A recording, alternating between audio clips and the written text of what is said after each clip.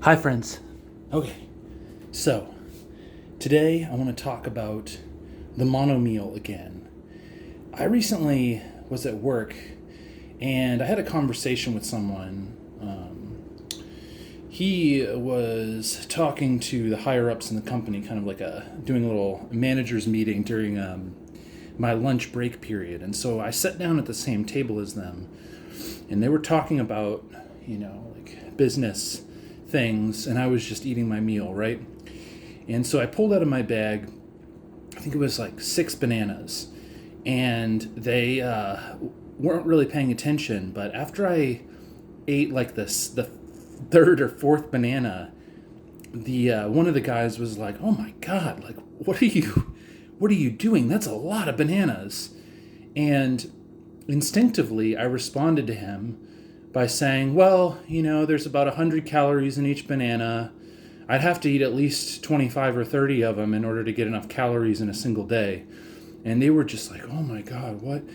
But they were having tacos at the time, and I guarantee that the tacos were 400 or 500 calories a piece, or 350, something like that.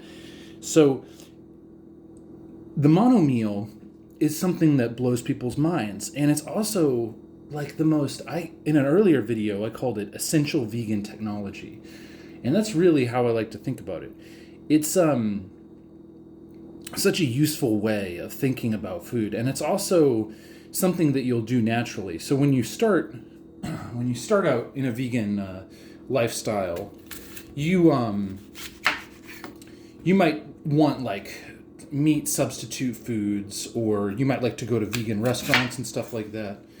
And for me, that is something I do socially or for fun or something like that. Like, I mean, 99% of the food I make is food that I prepare for myself, which is not saying much because nature has prepared it for us, right?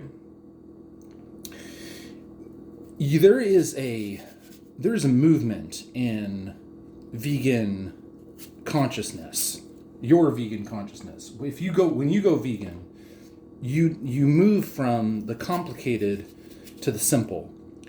And like, I have some friends who, when they first went vegan, they bought like a dehydrator so that they could make their own like vegan cookies and vegan pizza crusts and stuff.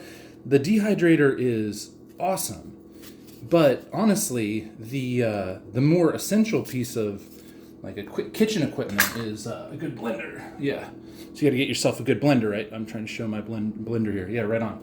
So the blender would be the first thing to get, but honestly, the only thing you really need is a cutting board and a knife if you're into fruit, and honestly, you don't even need to cut it up. But again, it's supposed to be real simple, right? So vegans will typically go from these complicated, what's the word, gourmet vegan food. And like, some people will ask me sometimes when they find I'm vegan, they'll be like, "Oh, have you gone to this particular fancy vegan restaurant?" And my answer is always like, "Yeah, I went there, but I don't really eat stuff like that often, but yeah, they're really good." It's honestly, those restaurants are more like a vegan outreach than anything else. But so, since I'm talking about the mono meal, like these apples that I'm preparing, I think I have 3 of them to start with. Yeah, 3, 1, 2, 3. Yeah, so there were only 3 to start with. That would be a snack for sure. Maybe it's 300 calories or something like that. Maybe there's 100 calories in an apple. Maybe it's 80 to 125. That's just a guess there. But you'd have to eat a lot of apples for a single meal. Maybe like 7 apples or 8 apples would be like a good meal for me. So even though this seems like a lot of fruit, it's a totally reasonable amount of calories. And I probably eat, four meals a day or something like that, and I try to hit 3,000 calories a day, something along those lines.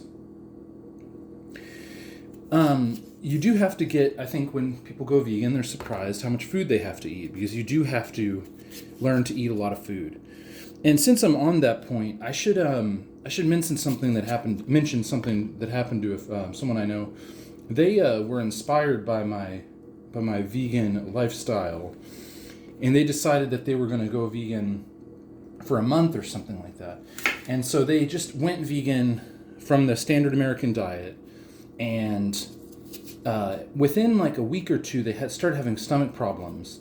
And they asked me, they were like, I asked them later on how it went, and they had told me, oh yeah, and I had these stomach problems and so on and so forth.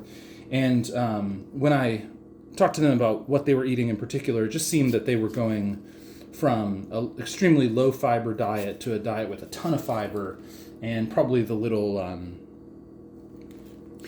creatures inside your gut, the probiotic creatures that, I don't know if they're probiotic, but whatever, the creatures that help you digest the food you eat.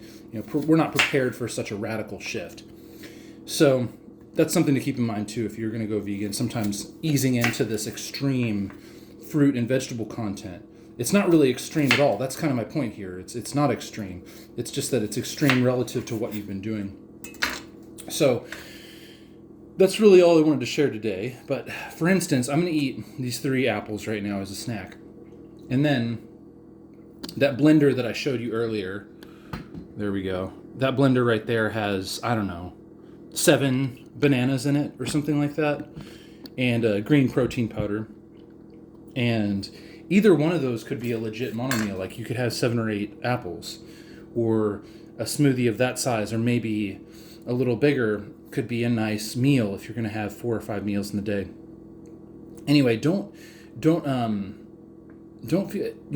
if you're at the beginning of a journey, don't feel bad about eating all kinds of crazy different things.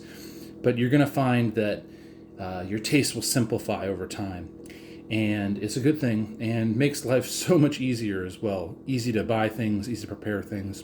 Anyway, like I said, that's all I wanted to share. I hope you guys are having a great day, and I'll see you soon.